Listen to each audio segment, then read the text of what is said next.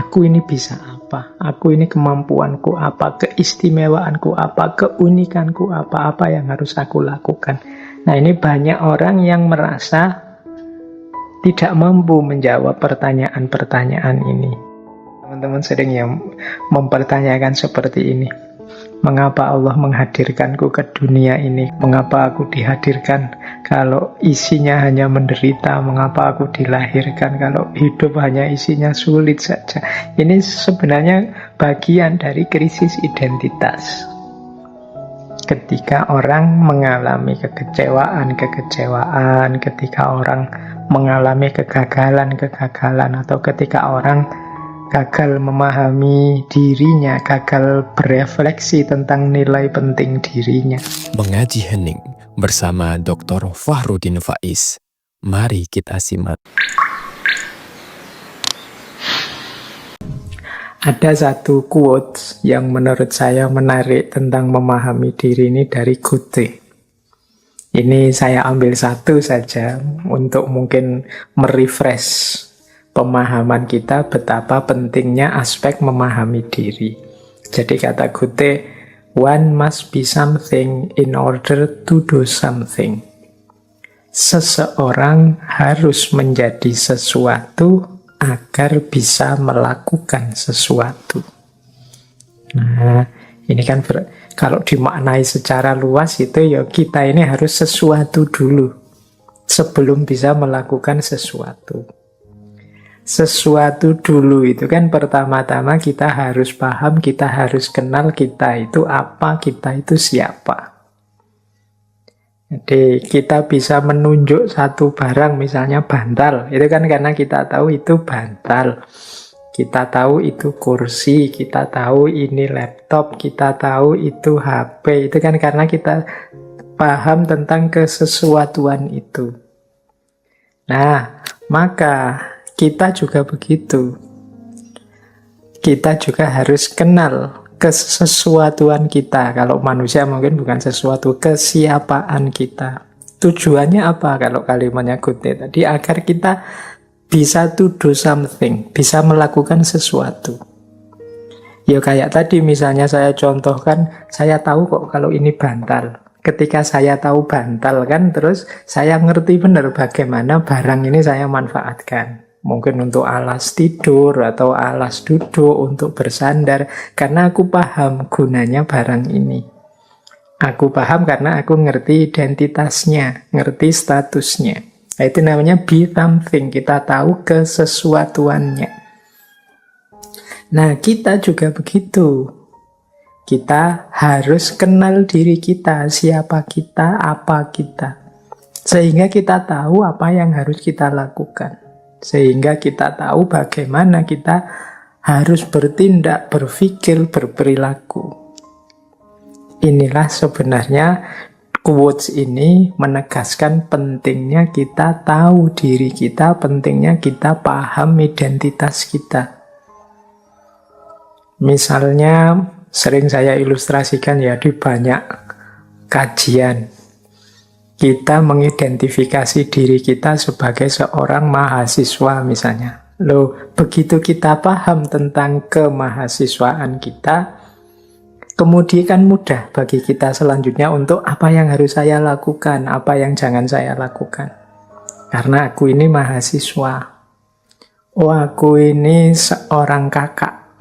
Kalau di rumah ada adik-adik. Nah, ini kan kita nanti jelas apa yang harus saya lakukan, apa yang jangan saya lakukan di rumah. Dengan mengidentifikasi statusku sebagai kakak. Apa yang harus aku lakukan di hadapan ayah ibu, apa yang harus aku lakukan di hadapan adik-adikku, apa yang harus aku lakukan di lingkungan sekitarku, dan lain sebagainya. Itu ketika aku sudah tahu posisiku. Ketika aku sadar siapa aku. Maka one must be something in order to do something. Orang harus kenal dirinya, baru dia jelas apa yang harus dia lakukan. Hari ini banyak orang yang kesulitan mengidentifikasi dirinya, memahami posisi dan porsi hidupnya. Akhirnya dia sulit mengenali dirinya. Yang bisa dilakukan hanya ikut arus ke utara, ke selatan, yang lain ke utara, ikut ke utara, yang lain ke selatan, ikut ke selatan. Tidak punya pendirian, tidak punya patokan, aku ini siapa, maka yang harus aku lakukan apa. Sehingga kadang-kadang, ini nyuwun sewu, kadang-kadang ada orang itu yang makomnya masih murid tapi gayanya kayak guru. Makomnya masih awam tapi gayanya kayak orang alim. Atau sebaliknya, harusnya dia orang pinter, orang alim, tapi kok gayanya kayak orang tidak tahu apa-apa, tidak peduli kiri kanan dan lain sebagainya. Padahal dia harusnya yang memberi petunjuk pada umatnya dan lain sebagainya. Ini menurut saya pentingnya orang sadar dan paham dirinya. Dengan kita kenali diri kita, kita pahami identitas kita, di sanalah jelas bagi kita selanjutnya apa yang harus kita lakukan dan apa yang jangan kita lakukan. Mana yang wajib jadi tanggung jawab kita dan mana yang ini tidak seharusnya saya lakukan. Nah, oke, kalau teman-teman nanti bekerja di perusahaan, di lembaga, di organisasi apapun, itu kan juga harus jelas, ini saya posisinya apa, tugasku apa. Jadi job description-ku apa, sesuai dengan jabatan yang aku emban. Kalau di kampus misalnya, kalau dekan itu tugasnya ini, kalau ketua jurusan, ketua program studi itu tugasnya ini, kalau yang staff tugasnya ini dan lain sebagainya. Itu kan dia bisa melakukan tugasnya ketika tahu posisinya apa. Inilah pentingnya orang mengenali dirinya, paham status dan identitasnya. Baik, kita lanjutkan. Nah, sekarang kita awali dari definisinya. Ada banyak sebenarnya definisi-definisi yang menjelaskan tentang identitas ini. Jadi ada yang mendefinisikan identitas itu di slide yang saya tampilkan, saya ambil contoh 3 saja. Meskipun ada banyak sekali definisi tentang identitas yang menjadi penciri masing-masing orang. Identitas itu adalah satu konsepsi diri, hasil refleksi kita, atau satu citra diri yang kita simpulkan dengan dasar tertentu. Misalnya dengan dasar keluarga, dengan dasar gender, dengan dasar budaya, dengan dasar etnis, dan lain sebagainya. Ini identitas. Maksudnya definisi ini, identitas itu citra diri kita, konsep kita tentang diri kita. Yang itu kita ambil biasanya itu dari berbagai sumber. Misalnya, saya itu dari keluarga ini loh, saya itu terahnya ini loh, saya masih keturunan ini loh. Nah, ini menegaskan identitas berdasarkan keluarga. Atau berdasarkan etnis. Saya orang Jawa. Saya Sunda. Saya Bugis. Saya Madura, dan lain sebagainya.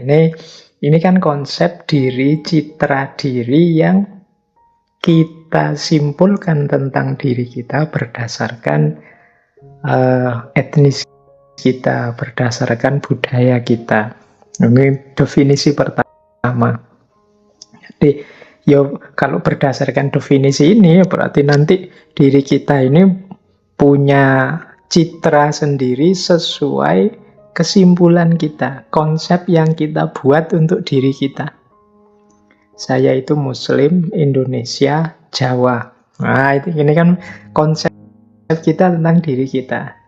Jadi karena Jawa itu gaya saya begini, karena Muslim yang saya lakukan ini, karena Indonesia yang saya perbuat dan aktivitas saya ya tentang ini dan lain sebagainya. Nah, ini definisi pertama. Ada lagi definisi kedua tentang identitas. Kalau ini lebih dalam. Identitas itu didefinisikan sebagai distinct personality of an individual regarded as a persisting entity. Jadi kepribadian itu satu personalitas, identitas itu satu kepribadian yang khusus dari seseorang yang dianggap sebagai sesuatu yang menetap. Kalau tadi yang di definisi pertama, identitas itu kan sesuatu hasil relasi kita dengan yang di luar diri. Kalau di definisi yang kedua itu, identitas itu sesuatu yang menetap, kepribadian yang menetap dalam diri kita. Misalnya ya, kita sering mengidentifikasi diri kita seperti ini. Saya itu orangnya pemarah loh. Nggak tahu kok begini ya saya itu. Ini ciri definisi identitas yang kedua ini. Jadi seolah-olah ada kualitas yang menetap dalam diriku. Saya ini patriotis orangnya. Rela membela negara dalam situasi apapun. Misalnya, itu distinct personality. Saya itu orangnya ngalahan, males kalau diajak konflik-konflik, silahkan sajalah. Nah, itu juga distinct personality. Ini juga jenis identitas. Jadi selain definisi pertama tadi yang kita mengafiliasikan diri dengan macam-macam variabel di sekeliling kita, ada juga definisi kedua. Kalau ini identitas itu ya sebagaimana karakter yang menetap dalam diri kita. Itulah aku, inilah aku. Nah, ini biasanya definisi identitas yang kedua. Terimalah aku apa adanya, itu biasanya orang merujuknya dengan gaya identitas yang kedua. Ada lagi definisi ketiga. Identitas itu a sense of individual autonomy. Jadi rasa diri yang otonom. Jadi di definisi yang ketiga ini, identitas itu lebih pada bagaimana aku mendefinisikan diriku. Jadi bukan tidak lagi tergantung pada hal-hal di luar diriku atau pasrah saja ada kualitas yang permanen dalam diriku. Tapi identitas itu dalam definisi yang ketiga ya bagaimana aku mempersepsi dan ingin membentuk diriku. Nah, ini definisi yang ketiga. Jadi identitas itu ada kalanya hal-hal yang ditambahkan dalam diri kita karena relasi kita dengan yang di luar diri.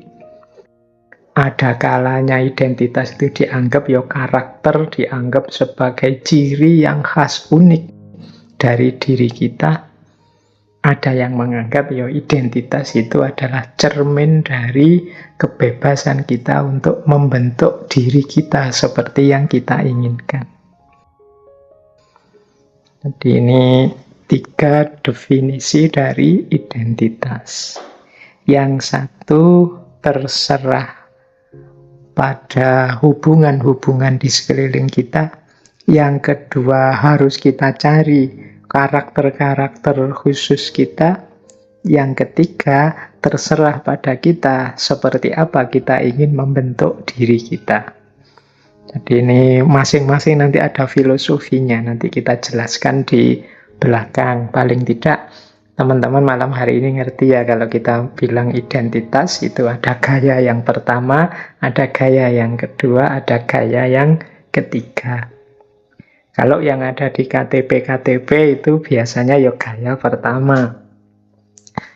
Nama kita siapa, lahir di mana, dari keluarga apa, gendernya laki-laki apa perempuan dan lain sebagainya. Itu kan identitas pertama yang berhubungan dengan afiliasi-afiliasi kita dengan hal-hal di luar diri.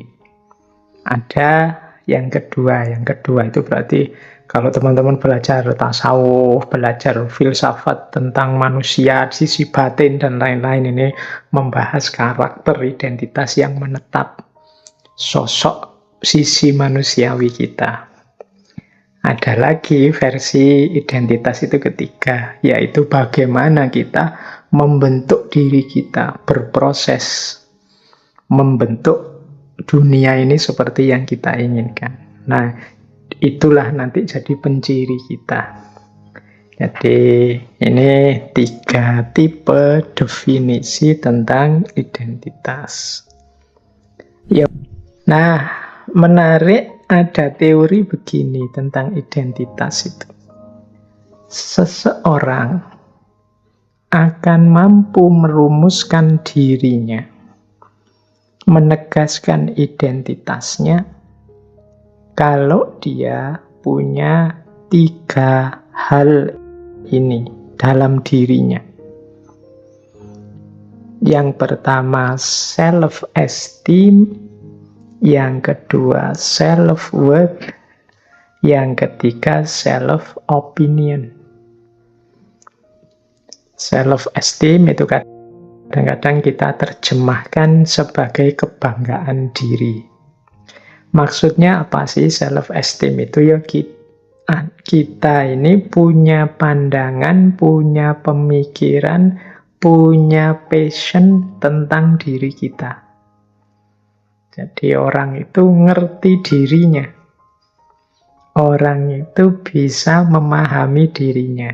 Nah, orang yang ngerti dan memahami diri ini kan kemudian dia punya kebanggaan terhadap dirinya.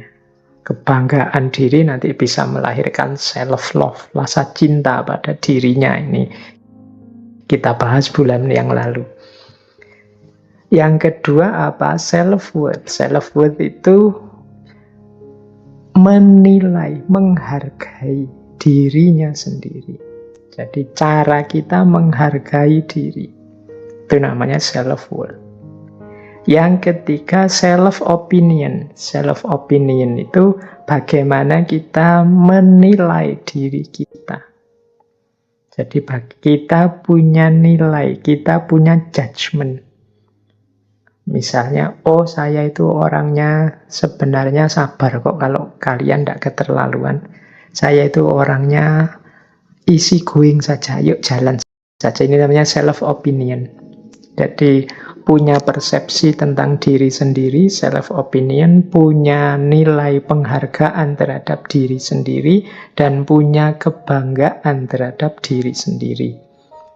Ini akan jadi variabel, ini akan jadi basis bagi pembangunan identitas diri. Ya tidak mungkin kita bisa menegaskan diri kita, menegaskan keberadaan kita, kalau kita tidak kenal siapa diri kita, kalau kita tidak menghargai diri kita, kalau kita tidak bangga tentang diri kita. Ya, awalnya bangga itu ya mestinya ya ngerti dan menghargai. Ini nanti jadi dasar self-esteem, self-worth, dan self-opinion. Di awal tadi ada quotes dari Goethe tadi, orang yang mudahnya artinya kan orang yang punya identitas baru dia bisa bergerak. Nah, untuk bisa punya identitas ya syaratnya ada 3 aspek ini. Kalau orang tidak punya identitas, Pak, tidak punya 3 ini, Pak, misalnya tidak punya self-esteem, tidak punya self-worth, tidak punya self-opinion, ya kalau dari quotes tadi bisa disimpulkan dia sulit untuk menjadi sesuatu atau melakukan sesuatu. Nah, di situ saya gambarkan ya bagaimana orang yang tidak punya self-esteem misalnya, tidak punya konsep, tidak punya kebanggaan, tidak punya nilai tentang dirinya. Misalnya orang yang menganggap dirinya rendah, menganggap dirinya tidak penting, alah siapa sih aku ini, dan lain sebagainya. Dalam makna yang sebenarnya ya bukan sekedar untuk rendah hati atau menghargai perasaan orang lain demi sopan santun. Kadang-kadang kan kita memang, apalah saya ini, tapi itu demi sopan santun saja sih ya. Aslinya saya tidak begitu ya, saya ngerti saya punya kemampuan, punya kapasitas. Ya kalau demi etika, sopan santun tidak masalah, tapi jangan sampai kita benar-benar tidak punya nilai, tidak punya kebanggaan, tidak punya respect terhadap diri kita sendiri. Karena pasti itu akan jadi awal kegagalan kita. Coba dilihat lingkaran itu. Itu saya gambarkan lingkaran orang mengenali dirinya. Kalau orang low self-esteem, orang yang kebanggaan dirinya rendah, itu biasanya dia negative expectancies. Jadi harapan-harapannya serba negatif. Orang yang tidak percaya diri, tidak respect terhadap dirinya, tidak menganggap dirinya bernilai, itu kan dia merasa tidak bisa apa-apa. Dia merasa tidak mampu apa-apa. Dia merasa tidak mungkin menghasilkan apa-apa. Jadi pikiran-pikirannya negatif. Apa ya aku bisa? Siapa sih aku? Apa ya aku mampu? Nah, ini diawali dari low self-esteem tadi. Karena dia menilai dirinya terlalu rendah.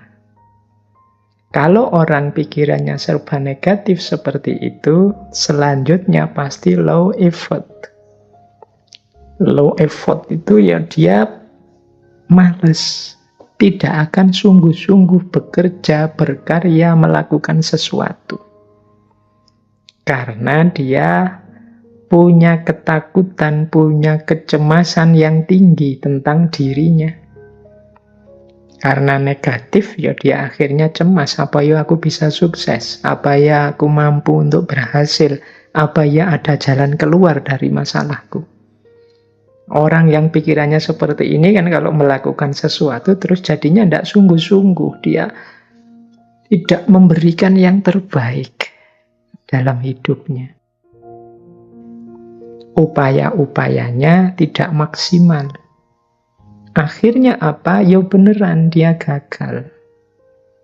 Failure.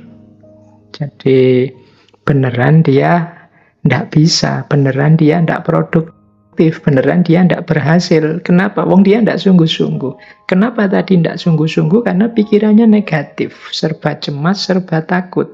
Kenapa dia negatif, serba cemas, serba takut? Karena dia tidak bangga dengan dirinya. Dia menilai dirinya terlalu rendah. Pada akhirnya kalau sudah gagal, self-blame, mencela dirinya sendiri, mengutuk dirinya sendiri, apalagi memaki dirinya sendiri. Hasilnya apa kalau sudah self-blame? Tambah rendah diri, tambah minder, tambah low, tambah rendah self-esteem-nya. Tambah rendah ya tambah negatif pikirannya, tambah penuh kecemasan, tambah penuh ketakutan. Akhirnya tambah tidak maksimal dalam bekerja, kegagalannya bertambah lagi. Nah, disinilah kuncinya nanti. Kenapa sih Pak kok repot-repot membahas identitas lah, membahas hakikat diri lah. Yang penting hidup ini kan dijalani saja. Loh, untuk bisa menjalani saja hidup itu kan kita juga harus tahu siapa diri kita ada di posisi yang mana, kebisaan kita apa, ketidakbisaan kita apa, kan kita juga harus ngerti itu. Kalau tidak, khawatirnya nanti kita jatuh pada kegagalan-kegagalan, terus menyalahkan diri sendiri, akhirnya rendah diri, akhirnya pikirannya tambah negatif, tambah takut, tambah cemas, kerjanya tidak maksimal, tambah gagal, tambah menyalahkan diri. Nah, ini lingkaran setan ini semoga bisa kita putus. Allah menciptakan kita itu sebagai makhluk yang paling dicintai dan paling dimuliakannya. Tidak ada manusia itu yang rendah dan layak direndahkan. Semua manusia dalam aspek kemanusiaannya, hakikat dirinya sebagai manusia itu mulia. perilaku dan tindakan kita lah yang membuat kita kemudian jadi rendah atau kemudian malah jatuh derajat kemanusiaan kita. Jadi ini dasar pengenalan diri. Jadi untuk mengenal diri sebelum kita membangun identitas, kita harus punya self-esteem, self-worth, dan self-opinion.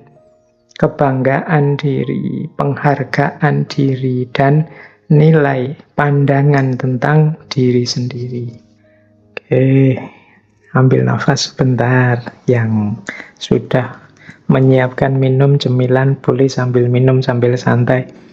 Kalau enggak pakai Zoom gini, teman-teman kan bisa bebas sambil kelesetan. Kalau sumuk ya sambil kipas-kipas, santai saja. Nah, kita lanjut. Ada istilah menarik yang mungkin sering kita dengar, yaitu istilah krisis identitas. Krisis identitas itu orang yang sadar tentang pentingnya identitas, tapi dia merasa masih belum punya identitas, dalam tanda petik ya. Mungkin identitas di sini yang dimaksud identitas dalam definisi yang kedua dan ketiga tadi. Kalau identitas yang sifatnya sosial, kultural, kita ini anak mana, rasnya apa, etnisnya apa, dan lain sebagainya kan pasti punyalah ya setiap orang. Tapi krisis identitas di sini dalam definisi yang kedua, yaitu siapa sih aku ini hakikatnya? Aku ini bisa apa? Aku ini kemampuanku apa? Keistimewaanku apa? Keunikanku apa? Apa yang harus aku lakukan? Nah, ini banyak orang yang merasa tidak mampu menjawab pertanyaan-pertanyaan ini. Itu nanti yang disebut krisis identitas. Dalam catatan saya, krisis identitas itu paling tidak cirinya ada 4. Jadi, yang pertama, krisis identitas itu adalah ketika kita tidak pasti tentang siapa diri kita, siapa sih diriku ini. Apa artinya kehadiranku di dunia ini? Nah, ini kan teman-teman sering yang mempertanyakan seperti ini. Mengapa Allah menghadirkanku ke dunia ini? Kadang-kadang kalau pas patah hati itu kan ada lagu-lagu yang mengapa aku dihadirkan. Kalau isinya hanya menderita, mengapa aku dilahirkan? Kalau hidup hanya isinya sulit saja. Ini sebenarnya bagian dari krisis identitas. Ketika orang mengalami kekecewaan, ketika orang mengalami kegagalan, atau ketika orang gagal memahami dirinya, gagal berefleksi tentang nilai penting dirinya, terjadi krisis identitas. Ini banyak dialami biasanya oleh anak-anak muda ketika kebingungan membangun jati dirinya. Itu ciri pertama. Teman-teman boleh refleksi, pernah mengalami seperti ini atau tidak? Ya alhamdulillah kalau tidak. Yang kedua, merasa tidak nyambung dengan masyarakat, merasa asing di tengah lingkungannya. Ini juga jenis krisis identitas. Seolah-olah kita ini orang yang berbeda sama sekali dengan lingkungan sekeliling kita. Aku kok tidak cocok ya dengan tetanggaku kiri kanan, aku kok tidak cocok ya dengan masyarakatku, aku kok tidak cocok ya dengan Indonesia ini kok kayak gini. Nah, ini jenis krisis juga. Gelisah dengan situasi, gelisah dengan fakta hidup, dengan lingkungan hidupnya. Kan banyak hari ini, mungkin ada ya, saya nggak berani menyebut banyak, di antara kita yang, wah aku kok Indonesia ya, Indonesia itu kok kayak gini ya, nggak nyaman aku.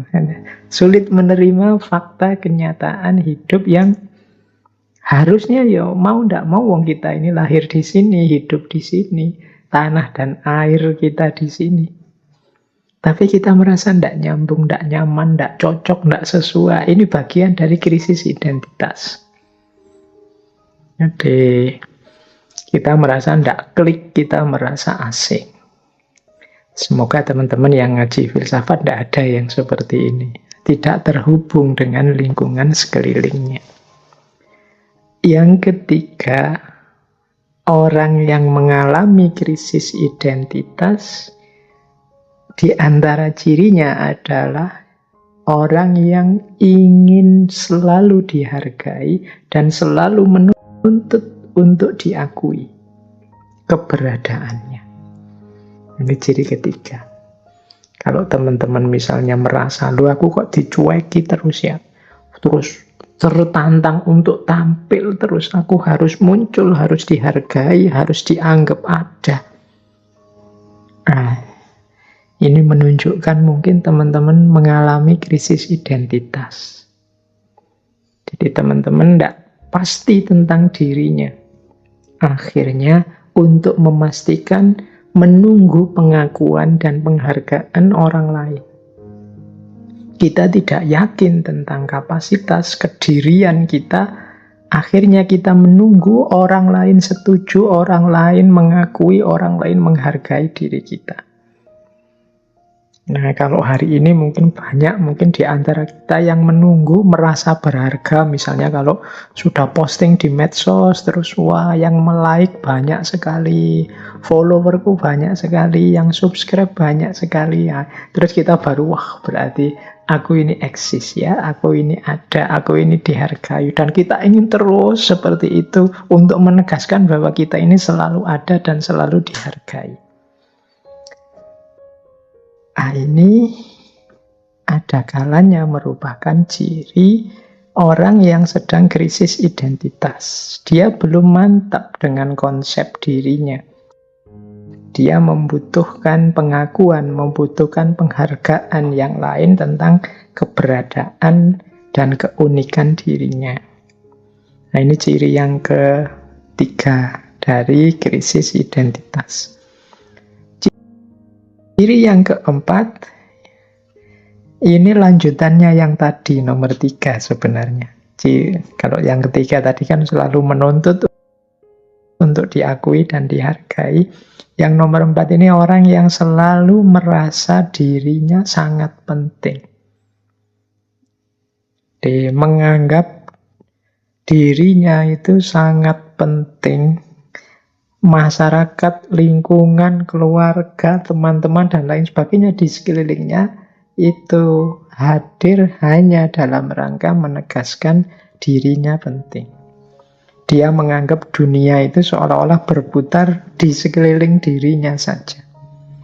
Nah, ini juga bagian dari orang yang mengalami krisis identitas. Jadi ini untuk memahamkan teman-teman saja ya tentang istilah krisis identitas ini. Nah, di antara kita mungkin ada yang mengalami ini. Jadi kalau ditanya tentang siapa sih aku itu, hakikatnya aku apa sih? Khasnya aku itu apa? Keunikan penciriku apa? Itu kan kesulitan untuk menyimpulkan, akhirnya menuntut keluar. Jadi menuntut diakui, dihargai, memposisikan diri sebagai sangat penting, dan lain sebagainya. Jadi menunggu diakui dari luar bahwa dia ini sesuatu. Nah, itu ciri tentang orang yang krisis identitas. Jadi tidak pasti tentang identitas dirinya, siapa aku, tidak nyambung dengan masyarakatnya, selalu menuntut untuk diakui, dihargai, dan merasa diri sangat penting di hadapan orang lain. Nah, ini bahan ya, ini jangan dipakai untuk nuding orang lain ya, kita pakai untuk refleksi diri kita sendiri. Jangan-jangan kita pernah ngalami ini. Ya tentu saja orang yang mengalami krisis identitas ini waktunya akan banyak habis dipakai untuk mengejar pengakuan dan penghargaan dari orang lain. Atau waktunya habis untuk dia mencari-cari makna hidupnya. Ya, di proses ini kan nanti membuat seseorang kehilangan banyak waktu yang seharusnya mungkin bisa lebih bermanfaat Misalnya dia sudah tahu tentang siapa aku, posisiku, apa yang harus aku lakukan, apa yang jangan aku lakukan. Ini kan belum nyampe level ini.